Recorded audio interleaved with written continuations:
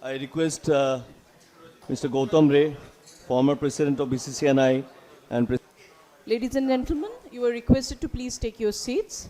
We will start our visionary session, the vision for sustainability, future vision and sustainability.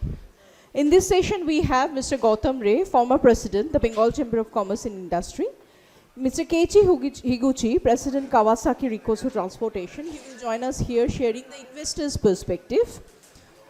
As you know that they have an investment in Shingur and other places on warehouse in Bengal. Ambassador Manjeev Singh Puri, IFS, former Indian ambassador to EU, Belgium, Luxembourg and Nepal. He will talk about the global perspective, especially in context of the recent FTAs. Ms. Barbara Voss, Consul General of Germany in Kolkata, Opportunities with Germany. And our chief guest, the inaugural address by Dr. Amit Mitra, Honorable Principal Chief Advisor to the Honorable Chief Minister of West Bengal and Finance Department in Cabinet Minister rank, Government of West Bengal. And I request Ms. Barbara Voss, Consul General of Germany in Kolkata, to please come up on the dais. Good afternoon. As it is, we are running 45 minutes late. So we are now in the visionary session on this business meet on sustainability summit, and we are honored with the presence of Mr. Keiichi Higuchi, President Kawasaki Rikosu Transportation, Ambassador Manjeev Singh Puri, Mrs. Barbara Voss, Consul General of Germany in Kolkata, and with the gracious presence of Dr. Amit Mitra, Honorable Principal Chief Advisor to the Honorable Chief Minister of West Bengal and Finance Department, Government of West Bengal. He is, I can say that he is the guide and philosopher for the Bengal Chamber of Commerce. Just to set the context, actually, Bengal Chamber of Commerce for last 2 decades or so has been working on the field, in the field of sustainability.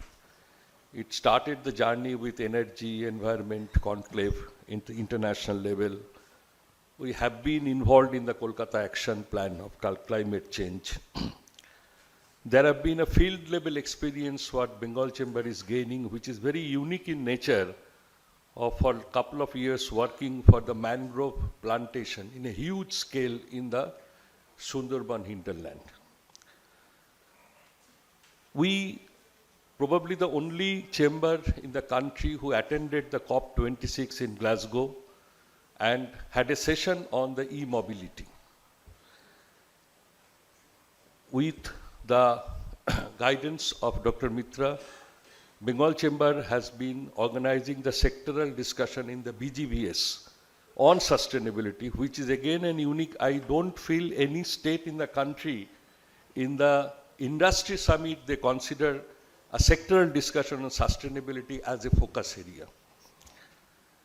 So, and also Dr. Meera Mitra has mentioned in her inaugural introduction that we have introduced a sustainability forum, which is chaired by former Chief Secretary, Government of West Bengal, Mr. M.K. Dey. Now, these all activities, what I have mentioned, there are a few more activities on the sustainability field, but these are more on deliberation, discussion, policy advocacy. But at this stage, we feel it is necessary to integrate that process with the business. Because ultimately, if it is not linked with the economy, hardcore economy, the productivity, then the way the world is moving, we will not be able to catch it up. This subject is not really today something which is a compliance related, which is a wish list, that whether we will do it or not. This is becoming a compulsion. And with the change what is happening so fast, unless we can also adapt those changes in line with the sustainability agenda, we will be definitely fall short of the target. Customers, even I can tell you, the customers today are wanting for the products which they will check whether it is produced in a sustainable way or not. It is not important what you do. It is now becoming important how you do and why you do. Talents.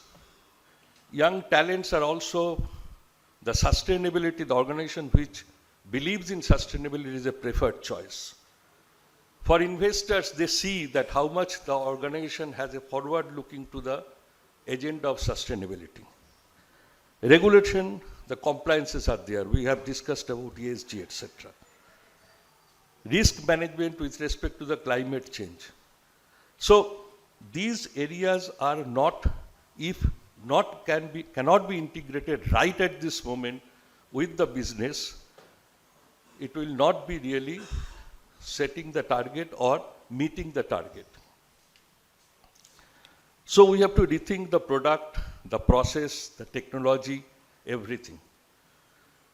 We will discuss today, of course, with the circular economy, energy efficiency, we have a session, sustainable materials, and the company which can really innovate those changes, they will be in the front end.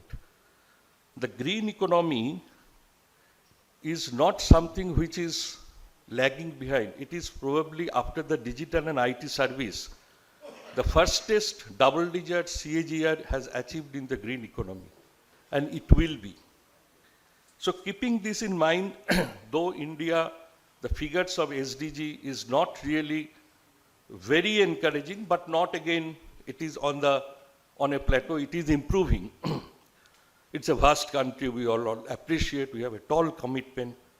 But more precisely, the state of West Bengal has a very, very good opportunity, and it can position in a really, as a leading position because of the huge diversity, biodiversity which have, the agricultural products, the talents,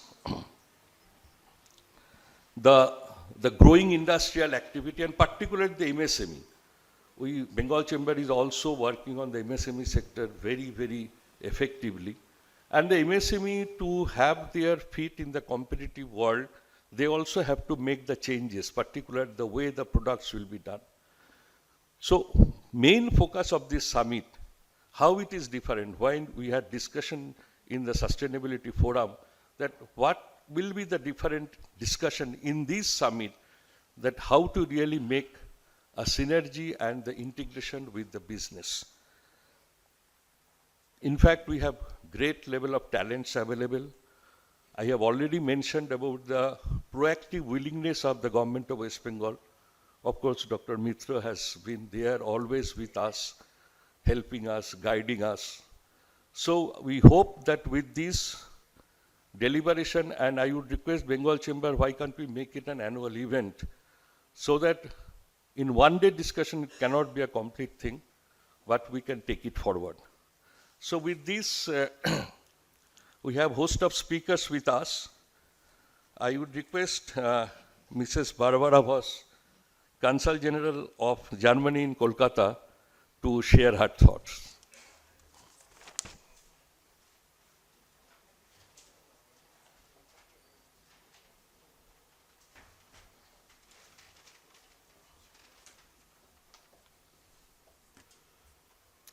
Honorable Minister Dr. Amit Mitra, Dr. Mira Mitra, distinguished speakers on and off the dais, representatives of the Bengal Chamber of Commerce, ladies and gentlemen, good afternoon, namaskar. I'm really glad to be here today with you for a really interesting topic and a very important one, and I'm very glad to Dr. Mira Mitra that she pointed out the also very important topic of gender equality. This is something I usually always start my speeches with, recognizing that there are at least some women here in the audience, And to make sure or underline once again how important this topic is, and it's not, lecturing about it, how you should do it here in India, but it's mostly to tell you that we in Germany and in Europe on the whole really have to do a lot about it. I'm the first female German consul general here in Kolkata, so it took us a long time, as you can see. And I have quite a lot of hope, especially here in West Bengal, when I look at the cabinet of the Honorable Chief Minister. And that's a topic that's very dear to her heart as well. And so that's something we all should work on, and all the men as well. I can just encourage you. Thank you.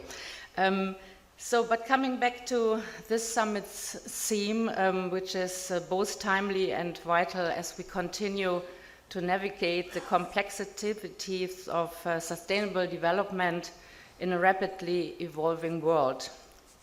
As we gather here today, we all can agree that sustainability is no longer a buzzword or a passing trend. It is now a fundamental responsibility that defines the future of business, and the integration of science, technology, innovation, and finance in the heart of business strategies is no longer optional, it is essential for achieving the Sustainable Development Goals. These goals offer a framework not only for addressing the pressing environmental and social challenges of our time, but also for seizing the opportunity of a greener, more equitable future. Germany is at the forefront of global sustainability with a strong commitment to, how we say, Energiewende, its energy transition, focusing on renewable energy, energy efficiency, and a circular economy. In the coalition agreement of our government, the government parties have committed themselves to the goals of the German Sustainable Development Strategy. The commitment to achieve 100% renewable energy by 2035, focusing on expanding wind, solar, and hydrogen technologies, while enhancing energy efficiency across sectors, presents significant opportunities for Indian companies to collaborate and innovate, particularly in the areas of energy transition, circular economy, sustainable mobility, and green finance. The country is actively driving forward its sustainable agenda, which offers avenues for growth, technology transfer, and joint ventures.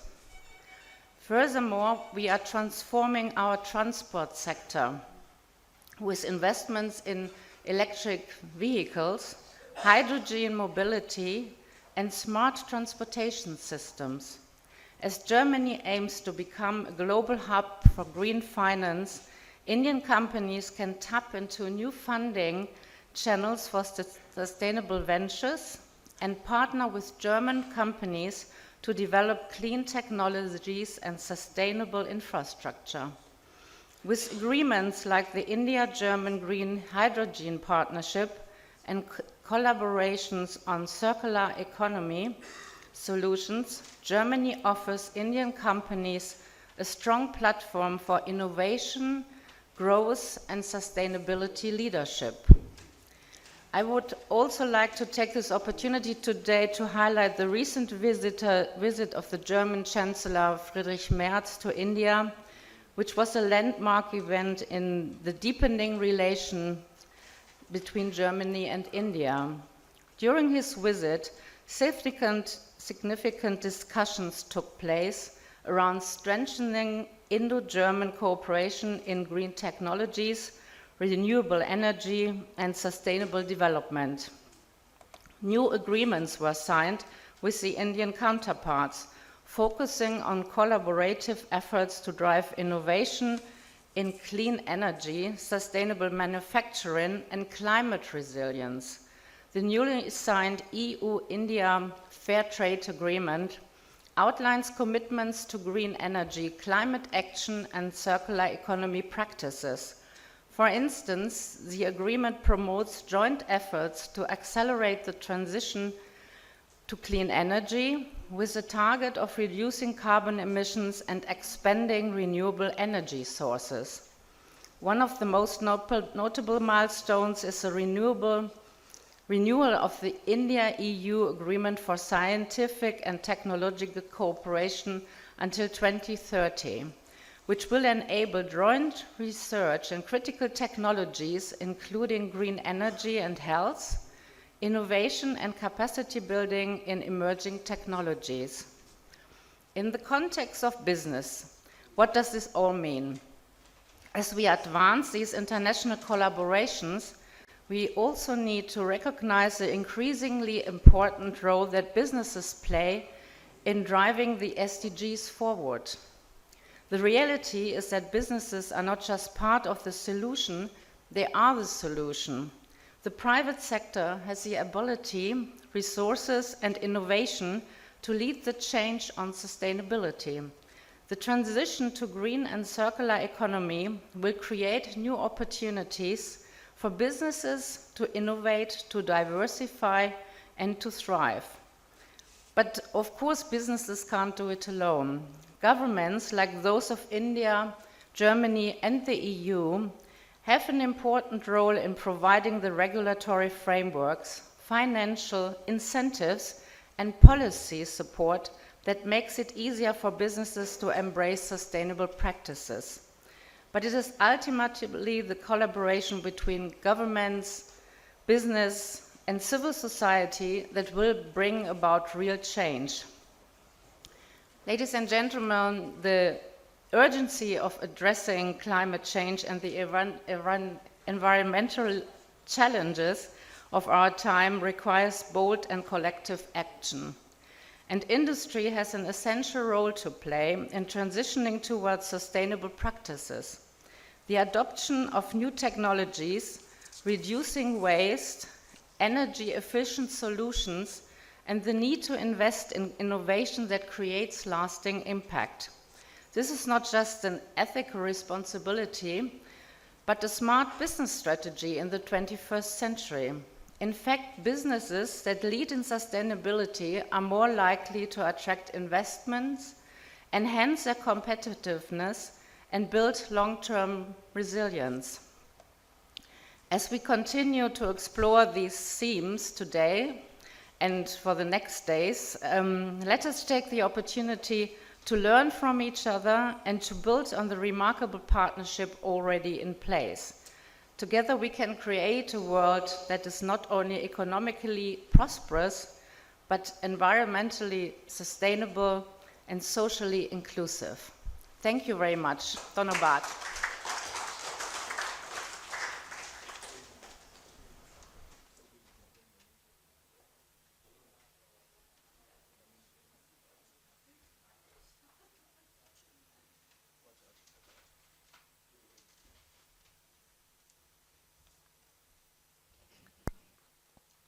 Thank you. Thank you, Mrs. Barbara Voss. She has started with gender equity, and in fact, we are very honored that she is the first female Consul General in Kolkata. You mentioned about the SDG goals and the target of the Germany for having the complete sourcing of the renewable energy by 2035, and rightly mentioned about various cooperation and collaborative efforts which are needed. Now, I would request Dr. Amit Mitra, Honorable Principal Chief Advisor to the Honorable Chief Minister of Government of West Bengal and Finance Department, Government of West Bengal, and we all are eager to listen to him what should be the vision for the business to make it really integrated with the goals of sustainability. Sir. Thank you. Thank you very much. Can I be heard? Okay. First, my apologies to both my friend Higuchi-san, and we're very honored Ambassador Puri that I may have to leave at some point because you are late by about 45 minutes. So that's understandable. There must have been very a nice discussion for that to have continued. I will ascertain later what both Higuchi-san, who's come all the way from Japan for this, and of course His Excellency Puri has come from Delhi. What they would have said, I will make sure that I hear about it. I think, first of all, former President Ray, you've already begun the discussion. Director General, and I don't know where he is, but yes, he'll quietly hide somewhere. And his tremendous team, congratulations. Ambassador Puri, whom we have known for many, many years, very distinguished diplomat. So delighted that Honorable Her Excellency Consul General Voss is here, because that very important that we have the voice of a woman in the middle of everything else. Otherwise, what is sustainability about? Gender is one of the pillars. And it's very nice that you're there. And of course, Higuchi-san has done a unique work with solar energy. I inaugurated his unit, 7, 8 years ago, in Shingur, of all places. I'm sure you'll hear from him. Let me start by saying I'll say a few words on the global scene. Then I will say a few words on the Indian scene. But my focus will have to be, as per my responsibility in this government, on what are we doing in West Bengal. So integrating these three kinds of visions is a short attempt that I will do. I want to make sure that I'm not too out of time. First of all, climate change has caused global damage. This is according to UN Environment Program, 2.8 trillion US dollars between 2000 and 2019. 2.8 trillion US dollars. That's why this very important summit. Let me go to the second point on the global. Positive side of it is some estimates suggest that 36% of global assets are now invested with some kind of sustainability and ESG, environment, social and government. That's very encouraging, and I'm sure Germany is a leader in that. I think it's important for me to also point out that the people who are making the difference is Gen Z, Generation Z, and millennials. How do I know that? There's data to show that half of them are investing between 21 to 50% of the portfolio in sustainable options. That's very encouraging. And many of them are women. So Gen Z and millennials, Gen Z and millennials, including both genders, are making a major difference. Even the high net worth individuals in an interview have said that they are interested in transitional investments in energy, where money can be made. At least they think so. So therefore, these are three touch points that I bring to you. And greenwashing has become more and more difficult because of the regulatory disclosures that you need to do. Earlier, big companies would do greenwashing, pretend that they are doing this, but in fact they won't. Let me now turn to India. Why should India be so worried on climate issues? Well, Climate Risk Index 2025 says India among the countries most affected by recurring extreme events. I did not know that. Climate Risk Index. India experienced extreme weather event on 322 days out of 366 days. Did you know that? At least I didn't. Very revealing. 88% of the time we are being affected by extreme weather. Now, World Economic Forum, which must have been talked about in earlier sessions, says inequality is a critical risk factor. Unfortunately, we are doing very poorly on that count over the last maybe 7-8 years. By 2020-23, top 1%, of course you know already about 40% wealth, but you may not have known that 22.6% of national income is captured by 1% in India. And bottom 50% hold only 6% of the total wealth. And this is part of the SDG goal of equality, of better income distribution. Unfortunately, this 1% holding 22.6% of national income is the highest in Indian history. Many medias, of course, played it up saying that, in the imperial time also, the colonial time also, it wasn't that bad. So we need to look at this, I'm saying it constructively. We need to look at this amazing income inequality that we are seeing in India. Let me go to the next issue on India. ILO says that 2025, 262 million people, 1 to 4 young people, 15 to 24, are NEEP, N-E-E-P. What is NEEP? Not in education, not in employment, and not in training. I think all governments, particularly Government of India, needs to take note that ILO is saying that 262 million people, I'm sure you have heard many other data, not in education, not in employment, not in training. That's why this summit is so important. To push these agendas among business and those who are at the policy domain. I'm sure Ambassador Puri is aware of all of this that I'm talking about. Let me come to West Bengal, because I want to be as brief as possible. Now,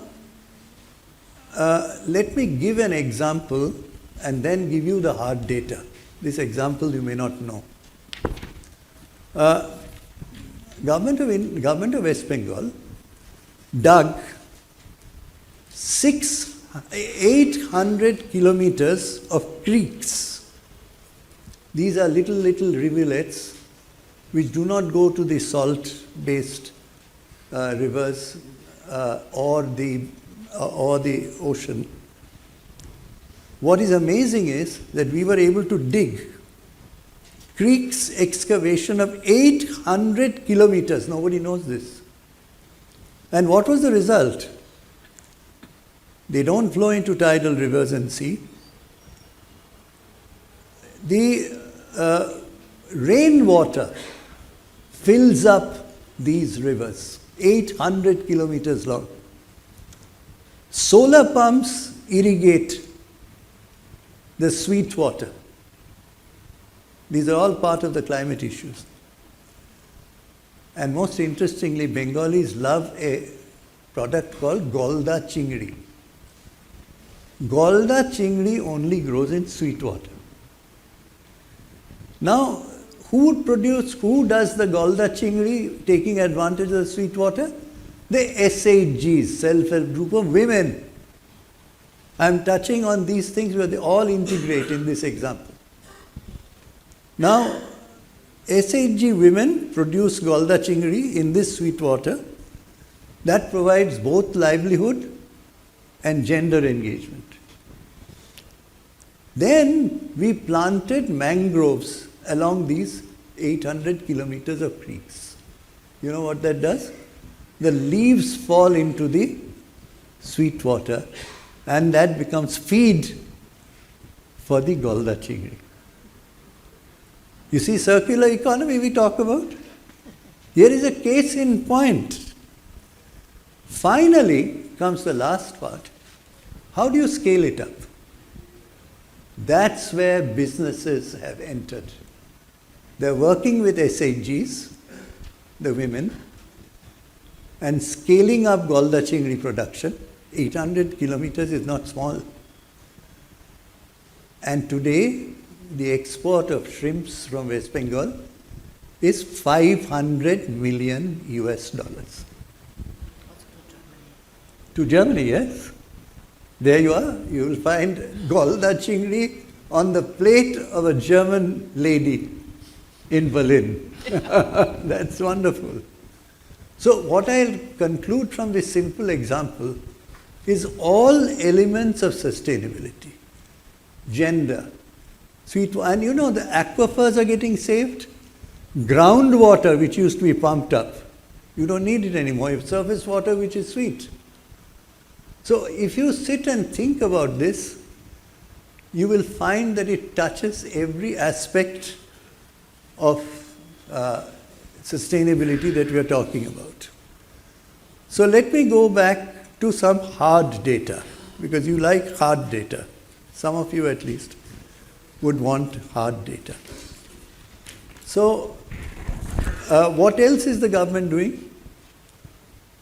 How many green fuel vehicles, very important for climate change, are registered in West Bengal? Would anybody know? Probably not. I didn't know because I investigated before coming to the conference. 262,620 green vehicles in West Bengal already. That's why you see those green plates so often.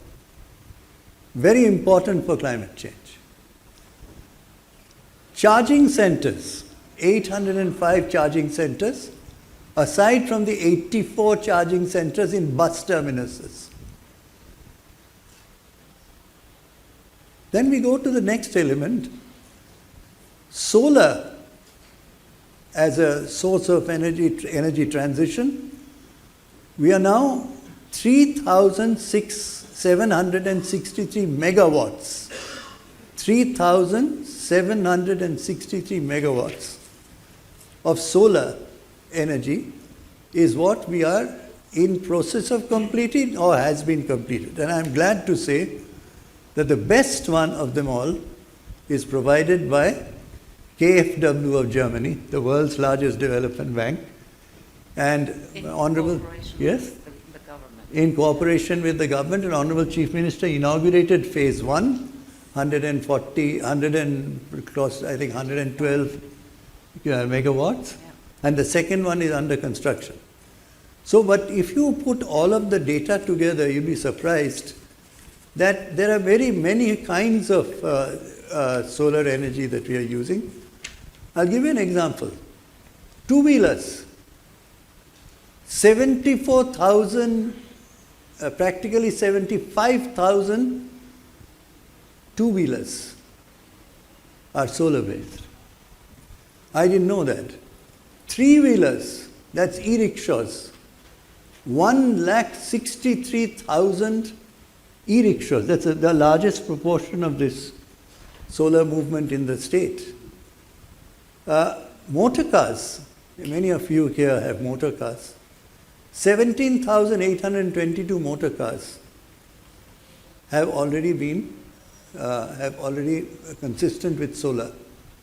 So you have two-wheelers, 74,000 or 75,000. You have three-wheelers, 163,000. You have motor cars, which are 17,822. Then you have several other categories I won't go into. So the total comes to 2,62,620. Now I go to the second question, minor irrigation. By December 24, 43,000 hectares have already been engaged with minor irrigation, which then helps the climate change aspects directly. Jal dharo, jal bharo, all of you know. I remember when we started, when Honorable Chief Minister started the government, very shortly she said, Amita, jal dharo, jal bharo. At that time, you know what the target was? 50,000. And we thought we'll never make 50,000. Today, you'll be happy to know, there are 5 lakh little ponds dug up properly. Many of them have fisheries in this. Many of them help in the sweet water so that you don't have to go into the water table to reduce the water table. It just hit 5 lakhs, I think, shortly before. And I did have a conversation on that with Honorable Chief Minister. Amita, 50,000 bolechilam. We had 50,000. Now we have hit 5 lakhs. Now I come to another point which is very much connected to what we are talking about, Mati Srishti. Whole sections of the state are arid. We said this is what needs to be rejuvenated. That's the question of sustainability. Now, especially Poschim district, do you know how much of acreage have come under Mati Srishti, producing horticulture, producing fruits, producing vegetables in arid conditions? 42,000 acres in Mati Srishti have already transitioned. What happens to livelihood? Massive change. SHG and women, massive change. And it ends up with exports. I'm sure you've seen that yellow,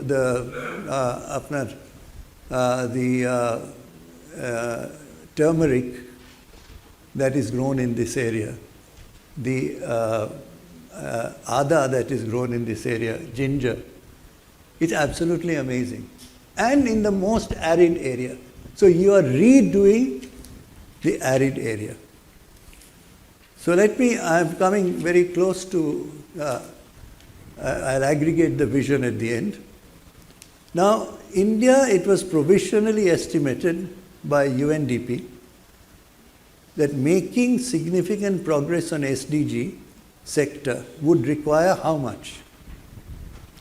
Additional annual spending of 6.2% of GDP by 2030. Again, that's a challenge that you talked about. 6.2% of GDP will have to be spent, additional annual spend, in order for us to get where we are targeting. So let me back off and ask myself few more quick things. Forest cover. Huge increase, 2,688 square kilometers of forest cover. Didn't exist before, it was 14,000. We've got into huge quantum. 15 crores worth of mangroves plantations have been established. And I think your chamber, Bengal chamber, is working on the mangroves, right? 15 crores mangrove plantations have been established across the coast. And I've already spoken of Jal dharo. Now we come to 1.5 lakh hectares of land have been afforested in the states. So if you look at that picture, because I don't want to take more of your time, if you look at that entire picture, what are you seeing? To me, what it looks like is, I haven't introduced all the interventions. There is a systematic, carefully planned, organized policy of the state to engage different parts of society. Because Mati Srishti are tribal people. Many of them women who are engaged. Sundarban, I gave you the example of Golda Chingri. That's another area. So part by part, and jal bharo all over the state, solar energy as vehicle, EVs, is an amazing transition. You may not have known those numbers. I do see green plates, but I didn't know how many they are registered. This number is from the vehicle registration office that I gave you. So on the whole, I would say that it is a tough call, because right at the beginning I said where India was. But West Bengal, under Mamata Banerjee's leadership, who sees this as a very important prerogative, is systematically working in different elements of this value chain. What is the challenge for businesses? You'll be fine. ITC, I know, is one of the companies, I mention it only because it's headquartered in Kolkata, is perhaps number one in the country in terms of 3 elements of climate change that they've addressed. But you know where the challenge is? What about the downstream supply chain entities? When you make a car, when you make a product, 200, 300 MSMEs. We have 90 lakh MSMEs in West Bengal. All those MSMEs will have to be brought under the sustainable umbrella. Germany is 90% of German companies are MSMEs. In Japan, what is it, Higuchi said? 95%. 95%. So Japan has 95% MSMEs. You have perhaps 90% plus. Maybe a little more. We have 90 lakh MSMEs, the second largest in the country.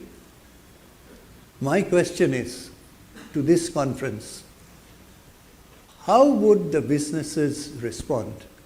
Not only to yourself as a major company or a middle level company, but all those little people who supply different components that produce your product. How would you do that? So I would suggest to Bengal Chamber, take up the value chain sustainability movement. I remember when I went many years ago to Ludhiana to look at the bicycle factory of Hero. They only had a bicycle factory. It was a just-in-time factory. There was nowhere else. I asked Sunil Munjal, how many components do you have in this bicycle? He said maybe total could be 800, 900 components just in a bicycle. Chota things are there. And they all come, it is put together and sent off. Now, those people, you know what an automobile, how many components it has? 3,000. Now, what happens to those 3,000 people? So the challenge is not only the medium and large companies. The challenge is, how do we get the entire value chain, part by part, stage by stage, while the government is doing this amazing work with you, with SHGs and businesses of all sorts. Are you looking at the value chain? So my conclusion is, Bengal BCC&I may look at, since you have MSME membership, how do you get this entire value chain? Now I may ask Your Excellency, Ms. Bas, how do you do it in Germany? I don't know. How do you do it in Japan? I don't know. Maybe those could be the learnings. We have 2 very important people from the 2 countries. His Excellency has been ambassador to several countries, of developing countries. I will ask Mr. Honorable Excellency Puri to give inputs on this. So let's put our heads together to Japan, Germany, and you've been ambassador to how many countries, sir? Many. Let's put our heads together and ask ourselves, can we bring those MSMEs into this supply chain? I would therefore close by saying, Yes, there's a long way to go. But the path is clear as to how we should go. Thank you very much. No. Very important one. Yeah. you. Thank you. Thank you so much, sir. To run.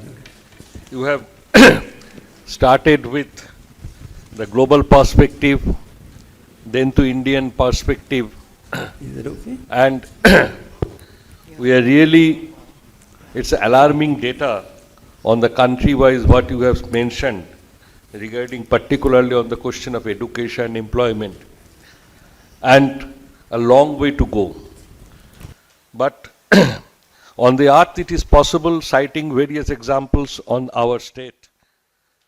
And primarily you have mentioned about the systemic and organized planning which can unleash the initiative from the ground. That's very important, and not only from the ground, I would say it's also with the participation of large-scale women. The SIGs, what you were mentioning, as we know, there have been a large-scale participation by the women. And in every aspects of micro-irrigation, then particularly the MSME, all of us know, and we are very proud of that we are ranking second in the country on the MSME. Now you have rightly mentioned how really have to make those MSMEs turned to attract the value chain of the entire process and the product and the technology which will actually satisfy the need and the goal of the sustainability. Thank you, sir, again for giving us a vision, and it was really a visionary speech, and we can have some idea of what is to be done next to this. Thank you, sir. Thank you. I would now request Mr. Keiichi Higuchi, President Kawasaki Rikosu Transportation, to highlight the investor's perspective. Sanitized by Japanese standard. So I could only see the men and women of the villages working in the warehouse with caps and gloves through the glass. Because Higuchi-san said, sorry, you cannot go in, and absolutely rightly so. That's the Japanese approach. I'm sorry. No, that's wonderful. And now he's setting up 2 more that he'll tell you himself. I always encourage you, sir. Thank you very much, sir. And one more point, he and I have a bantering relationship on basketball. Oh, yes. And he tells me that my alma mater has become the champion this year. The Blue Devil, called Duke University. He's from University of Michigan. So whenever we talk, he'll say, what was the score last time? How wonderful to take off from business and talk about basketball. So forgive me, I know what you have said. An ambassador, I'll know what you've said. Please pardon me. Thank you. Thank you. Thank you very much.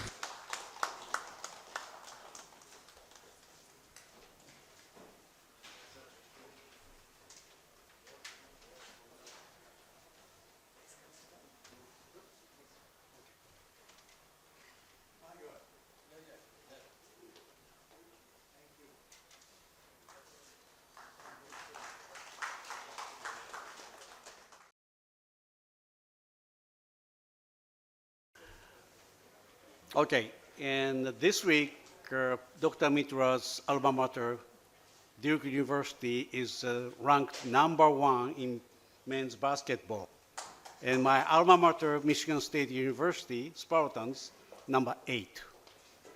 We are going to fight again. But this year, Duke won against Michigan State. So he's senior anyway. Well, thank you very much. And again, that I'd like to explain shortly about why I came to West Bengal from Tokyo. And I've explained this one, so skip it.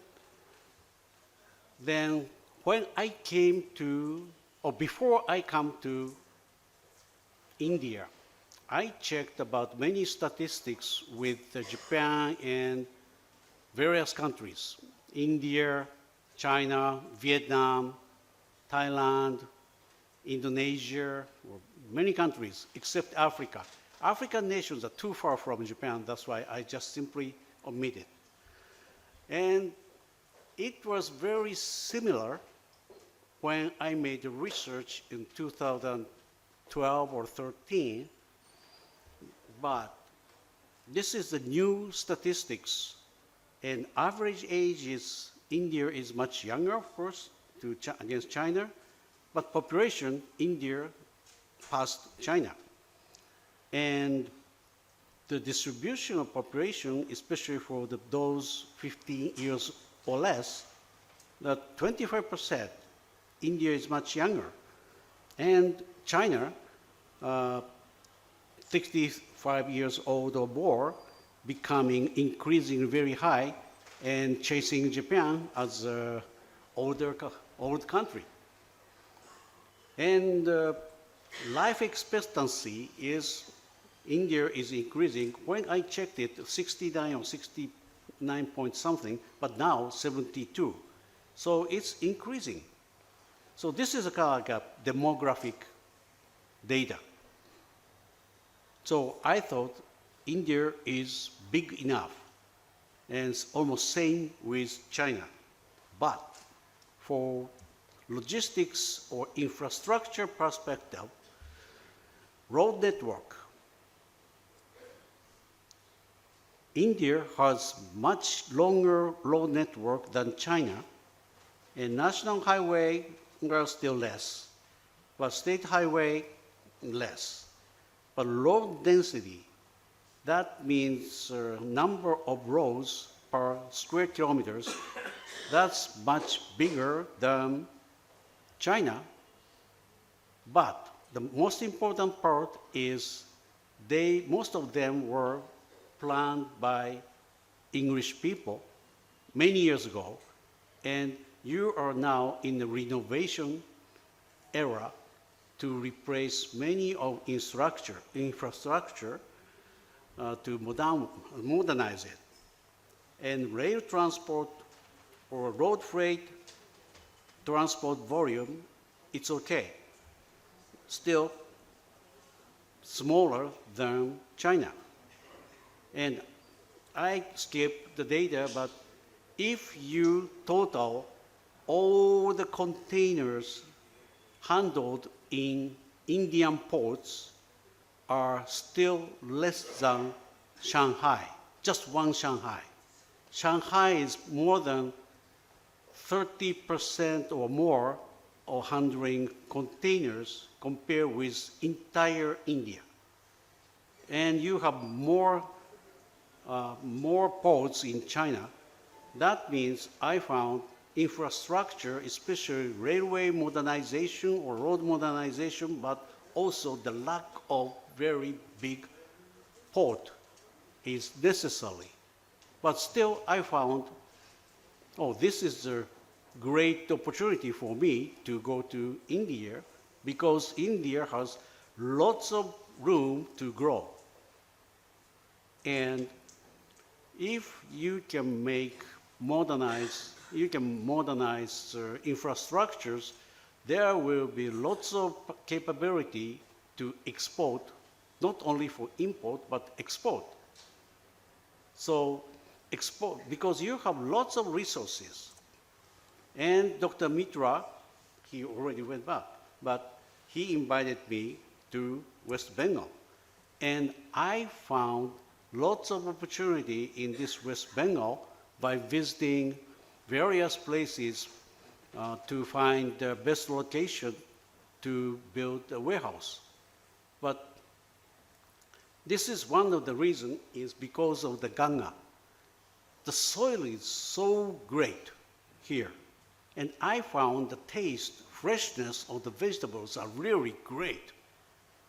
But only one shortcoming is logistics, and also throughput or inventory turnovers. There are many queues, means vegetables are stacked, waiting for transportation under the very high temperature and easily deteriorated. So I found, in terms of logistics, or Dr. Mitra said about the hero, inventory turnover, we should say throughput. Throughput means how many tons or kgs or cubes go through one factory or one facility or one warehouse. So if the inventory turnover is quick enough, you don't need to have huge, big warehouse. Just small one, like 5 times or 10 times a month. But if you have low inventory turnover, only 0.5 or 0.4, then you need to have wonderful, photogenic, big warehouse. So we need to make the throughput of everything much higher, and that's the concept of just-in-time. And if we can make just-in-time applied to vegetables, we can export from West Bengal to like Delhi, Mumbai, or various major cities for fresh vegetables, not the dragon fruits or these kind of things, but spinach, leafy products. You can export to major cities. So the quality of the vegetables are very great. And also I found salad is still not really popular than other countries. But there are many people who came back from US, UK, Germany, or various countries, and they learned about eating fresh vegetables are healthy and good for their diet and for their life. So if we can provide the very great, good quality West Bengal vegetables to various people, then you do not need to consume only inside West Bengal, but you can get the money from outside of Bengal. So that's what I found, because soil and quality is so nice. Why don't you utilize this asset? Then we are building this warehouse, and we are instructing farmers. But what I should do at last is these things. Providing storage and transportation to major markets, that's logistics. Then standardization of vegetables. Vegetables are big, small. Then, as I said before, that customers need to select salt, big and good, bad, at the supermarket. If we can standardize, then the cube of the shipment can be smaller and provide the basic knowledge of farmers to cultivate much efficiently. Then, at last, the long-term investment I like to explain in the next page at last. So, as I said before, we use warehouse more than 50 years, and possibly 70, 80 years. So every profit comes after depreciation. But can you believe that once you finish depreciation, huge profit will come? But it takes long. So we invest as a 102 years old company. We use the money generated by older warehouse, which was built my father or my grandfather. Then we invest for the new warehouse. So that's a kind of like a generation and generation to generation business. And normally, initially, we make a very so expensive warehouse because we need to make the building durable. But if you consider about interest rate and inflation rate here, 7%, if you can use that 7% interest rate or inflation rate, future 30 years later or 40 years later, the initial investment is almost nothing. Nothing. And so if you can maintain the building nicely and can use more than 30, 40, 50 years, the profit will become really big. So this business model is a kind of like an old-fashioned, traditional Japanese warehousing company's strategy. But another thing which motivated me to do business here is because of they don't, other business guys from US, European countries, they cannot wait. Even Indians maybe cannot wait for such kind of long-term investment. Many people want to have return on investment very quickly, right? That means I don't have any competitor. That's easy for me because I'm a medium or small company and I don't have any kind of room to put more fierce competition. So I can wait without any competitors, but just rigidly and patiently invest. So I decided to concentrate my investment to West Bengal because I could find the very good vegetables and fruits here. Thank you very much.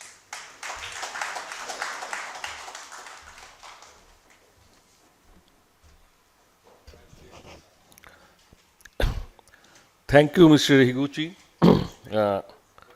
We have heard about your experience in West Bengal, and I think it encourages us because it has been a successful experiment and investment. Now we all are eagerly waiting to listen to Ambassador His Excellency Manjeep Singh Puri and former Indian Ambassador to EU, Belgium, Luxembourg and Nepal. And sir, we are eagerly waiting to listen to you, sir.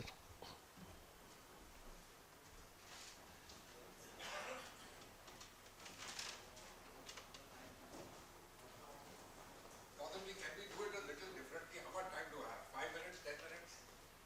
Can we do it a bit differently? Than standing on the podium. एक on करके दो यार, कोई भी on कर. So, thank you very much, Bengal Chamber. You've been always very nice, and I don't know, this must be the 5th or 6th time that I'm here. Mr. Ray, thank you very much. So I'm not here because I used to be ambassador to the European Union and this, that, and the other. I'm here actually because for many years, I used to be India's lead negotiator at the climate negotiations. And I have a long association with all of this, literally from the time that Kyoto was signed. So let me come down. Now I want to ask you guys some questions. You must be wondering, why are we having a discussion on sustainability when Mr. Trump is calling it a hoax? You agree with me? क्या जरूरत है बात करने का इस चीज के बारे में? क्या फायदा है इसका?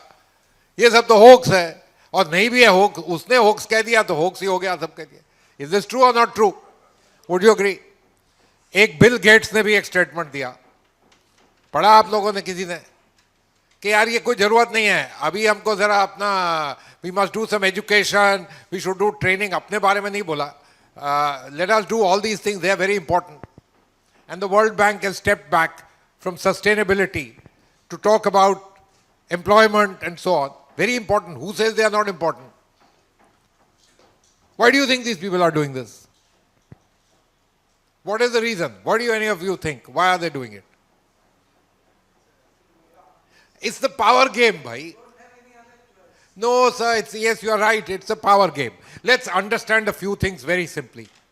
You know, when we use the word sustainability, we are actually so these sustainable development goals were something that came out of a big negotiation process.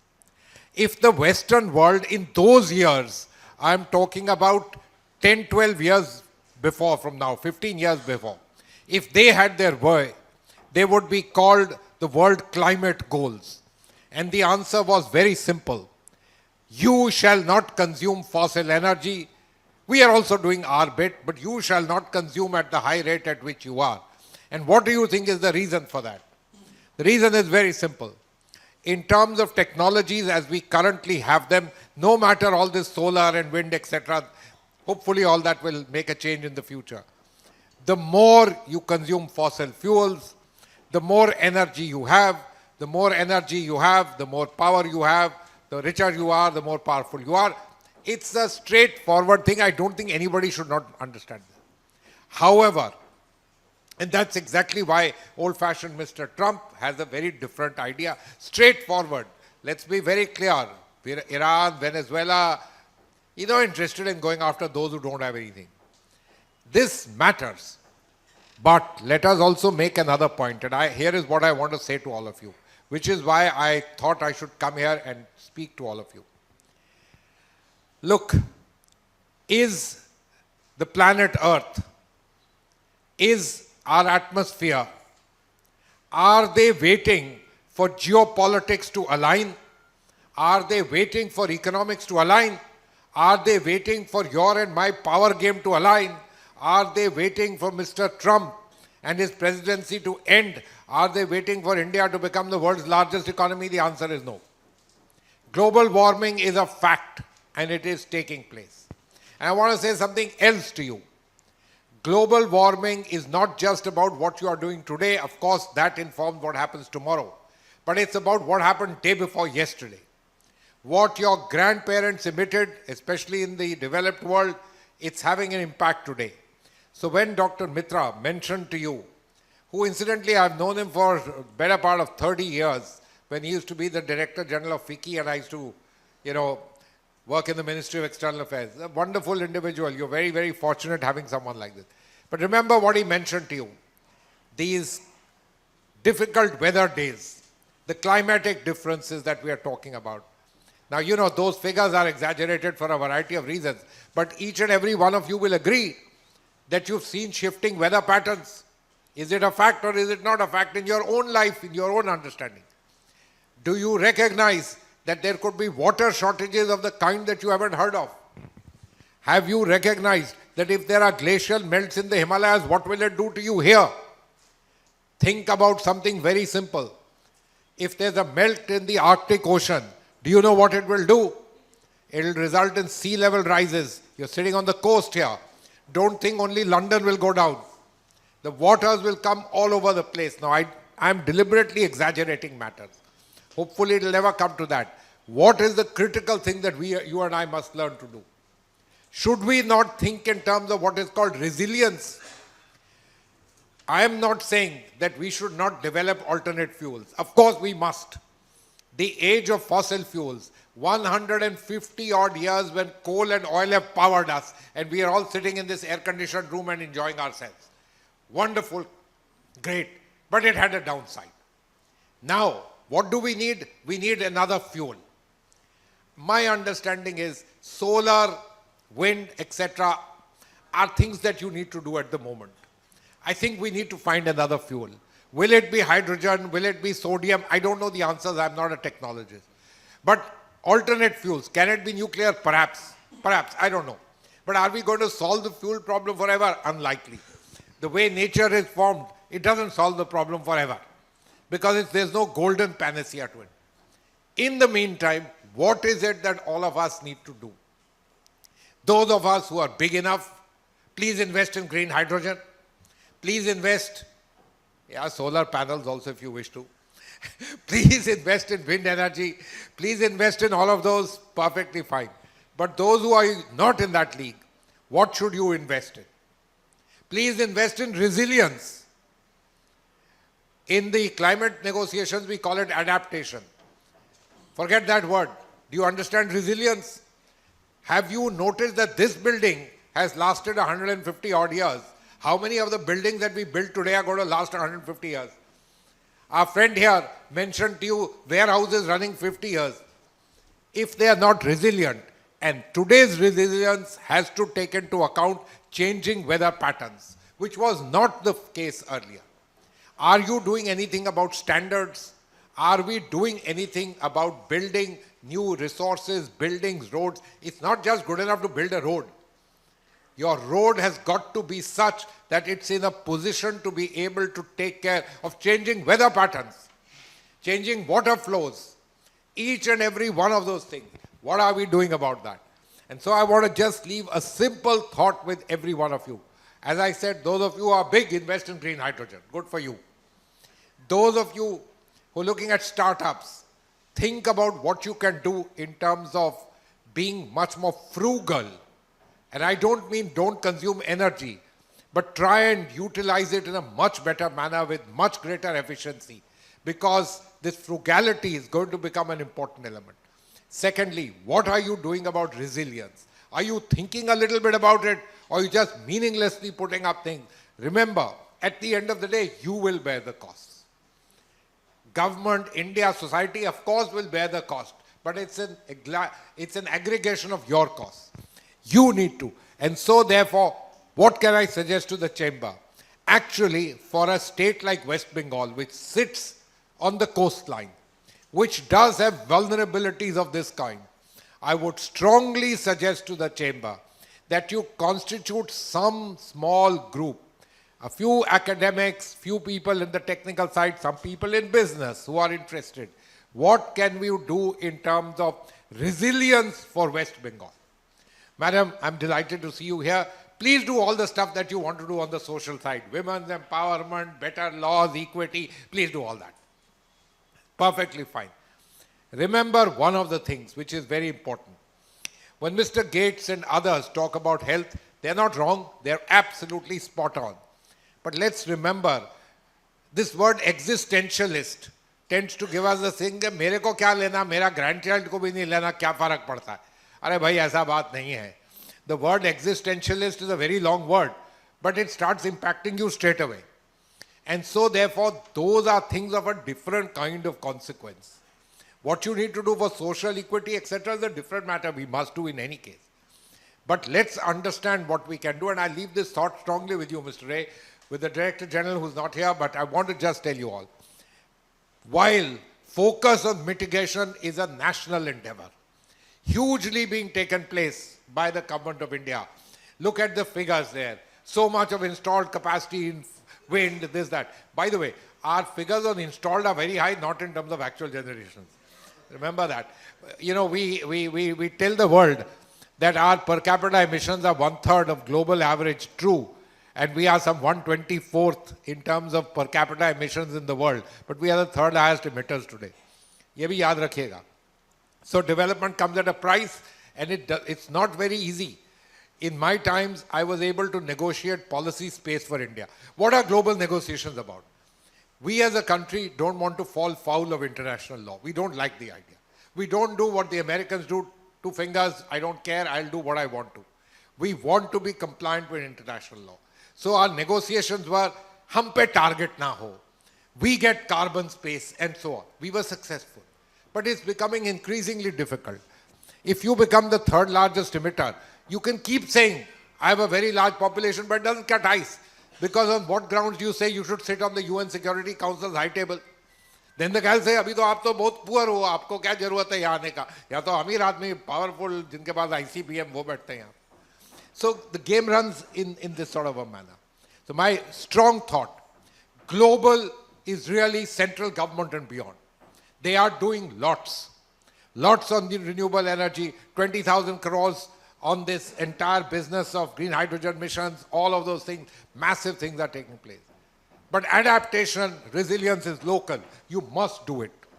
And I want to stop here and just tell you all. I'll take a little walk. Anybody wants to ask me some questions, please do.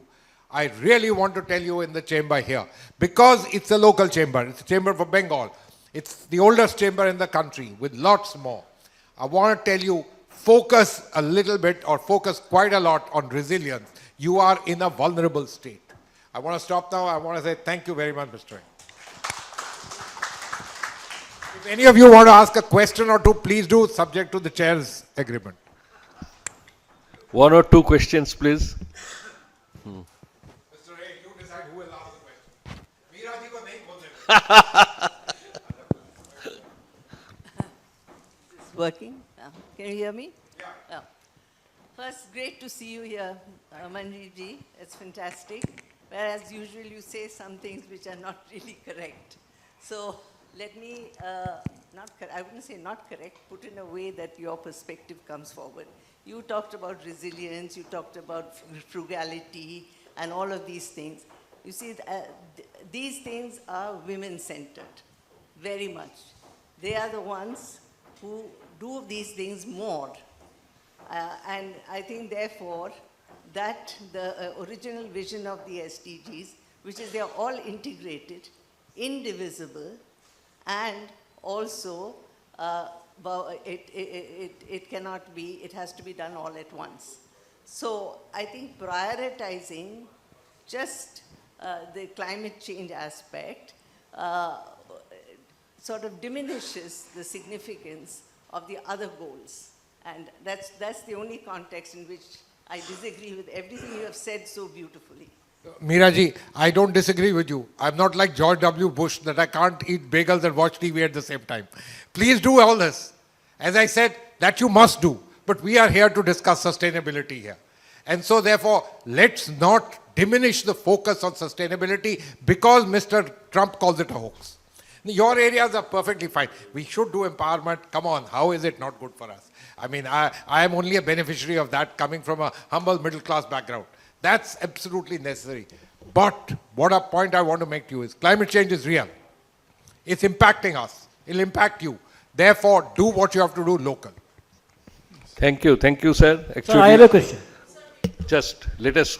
Sir, is there any difference between profit maximization of a company, between profit maximization of a company and genuine sustainability?